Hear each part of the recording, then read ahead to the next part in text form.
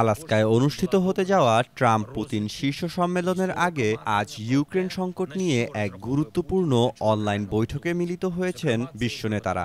জার্মানির chancellor Friedrich মার্জের উদ্যোগে এই বৈঠকে ইউক্রেনের প্রেসিডেন্ট ভলোদিমির জেলেনস্কি, ফ্রান্স ও যুক্তরাজ্যের প্রধানমন্ত্রী সহ ন্যাটো ও ইইউ এর প্রধানরা অংশ নেন। এই নেতারা মার্কিন প্রেসিডেন্ট ডোনাল্ড ট্রাম্পের সঙ্গেও আলাদাভাবে আলোচনা করবেন। এই বৈঠকের মূল উদ্দেশ্য হল ট্রাম্প পুতিন বৈঠকে ওয়ালটন এখন দেশের সীমানা পেরিয়ে পৌঁছে গিয়েছে 50টিরও বেশি দেশে। ওয়ালটন, ঘরে ঘরে বিশ্বজুড়ে। ইউক্রেনের স্বার্থ যাতে সুরক্ষিত থাকে তা নিশ্চিত করা।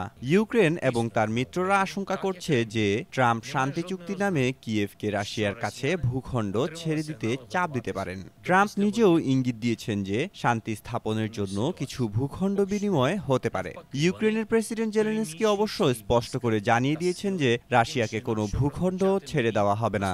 অন্যদিকে রাশিয়ার শান্তি আলোচনার জন্য ইউক্রেনের দোনবাস অঞ্চল থেকে সেনা প্রত্যাহার সহ একাধিক শর্ত দিয়েছে। তবে ইউক্রেন জানিয়েছে রণক্ষেত্র নয়, কূটনৈতিক আলোচনার মাধ্যমেই সমাধান আসতে পারে। সামনে আলাস্কা বৈঠকের পর আন্তর্জাতিক পরিস্থিতি কোন দিকে মোড় নেয় সেদিকে এখন সবার নজর।